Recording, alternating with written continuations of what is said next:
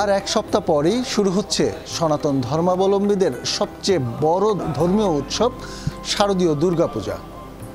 ৮ October পঞ্চমী বিহিত পূজার মধ্য দিয়ে শুরু হবে এই পূজা। ইতিমধ্যে বরিশাল নগরী, জেলা এবং বিভাগের সবখানেই সম্পন্ন করা হয়েছে প্রতিমা তৈরির কাজ। মাটির কাজ ইতিমধ্যে শুরু হয়েছে, এখন বাকি রয়েছে রঙের কাজ। মূলত মাটির যে কাজগুলো রয়েছে সেই কাজে যে শুকানোর যে পালাটি রয়েছে, মূলত সেই শুকানোর পালার জন্য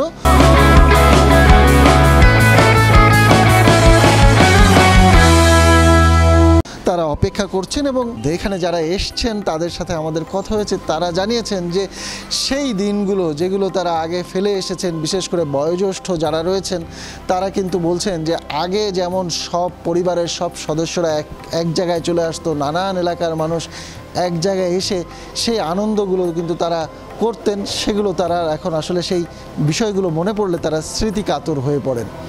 সেই সময় যেভাবে আমরা আনন্দ করছি সবাই মিলিয়ে, যা দেখার মতো, এই পাড়ার লোক, ওই পাড়ার লোক, ওই দেশের লোক, এই জায়গার লোক, সবাই মিলে আমরা একটা আনন্দ উদযাপন করছি। কিন্তু এখন ব্যাপারে যে সব কিছুর জন্য কেমন একটু ছাড়া।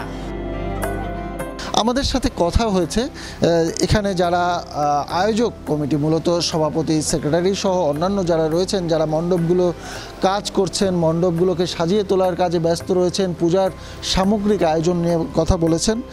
তারা আমাদেরকে যেগুলো বলেছেন সেগুলো হচ্ছে ইতিমধ্যে তাদের প্রতিমা তৈরির কাজ শেষ হয়েছে, তবে রঙের কাজটা বাকি রয়েছে। তবে এবছর রঙের কাজ তারা একটু দেরিতে করার চেষ্টা করছেন। প্রাথমিক অবস্থায় যে কাজটা আছে আমরা সে কাজটা মোটামুটিভাবে সম্পন্ন করেছি। এখন যেটা বাকি আছে সেটা হলো রঙের কাজ। রঙের কাজটা আমরা সবসময় একটু দেরিতে করি, যে কারণ প্রতিমা শুকানোর একটা বিষয় আছে। এই সব কিছু মিলিয়ে আমরা হয়তো আগামী সপ্তাহে আমরা সেই রঙের কাজটাও করব। নিরাপত্তার যে বিষয়টি রয়েছে, নিরাপত্তার ক্ষেত্রে জেলা প্রশাসন এবং পুলিশের পক্ষ থেকে কিন্তু সব ধরনের আশ্বাস দেওয়া হয়েছে। যদিও কত সংখ্যক মানুষ এখানে থাকবে সেই বিষয়টি, বা কত আইনশৃঙ্খলা পরিস্থিতি নিয়ন্ত্রণের জন্য কতজন মানুষ থাকবে সেই বিষয়টি কিন্তু তারা এখনও নিশ্চিত করেনি।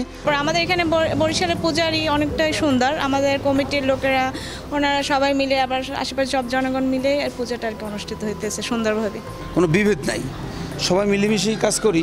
প্রশাসনও ভালো নিছে, আমাদের ডিসি স্যারের ডাকছিল, কোতোয়ালি থানা ডাকছিল, এই কাউনিয়া থানা, প্রশাসনের দিক দিয়ে আমরা যথেষ্ট সহায়তা আছে। আজকে সকালেও কোস্টগার্ড এসে গেছে। ফেনী, নোয়াখালী সহ উত্তরবঙ্গ এবং বিভিন্ন জায়গায় বন্যা হয়েছে সাম্প্রতিক। এই বন্যায় দেশের একটি বিশাল অঙ্কের মানুষ তারা ক্ষতিগ্রস্ত হয়েছে। তাদের দুর্দশায় রেখে এই আয়োজনে তারা উৎসব করবেন, সেইখান থেকে কিন্তু তারা মানবিকভাবে বিবেচনা করেছেন এবং সেই জন্যও তাদের এই আয়োজন থেকে একটি অংশ বা অঙ্ক বন্যা কবলিতদেরকে দেওয়ার চিন্তাভাবনা তারা করেছেন এবং সেই জন্যই কিন্তু ব্যয় কিছুটা সংকোচন করা হয়েছে। সম্প্রতি একটি বন্যা হয়েছে, আমরা সবাইকে নির্দেশ দিই, আমরা মহানগর পূজা উদযাপন পরিষদ সব মন্দির কমিটিকে নির্দেশনা দিয়েছে যে তারা তাদের বাজেট কমিয়ে তারা একটা ফান্ড তৈরি করে বন্যা কবলিত দুর্গত এলাকায় পৌঁছে দেবে মহানগর পূজা উদযাপন পরিষদের মাধ্যমে। বরিশাল বিভাগে আমাদের জানা মতে ১৫০০-এর বেশি পূজা মণ্ডপে এবছর দুর্গাপূজার আয়োজন করা হয়েছে, যার ভিতরে বরিশাল জেলাতেই রয়েছে ৬৫০ এবং বরিশাল মহানগরীতে রয়েছে অর্ধশতাধিক।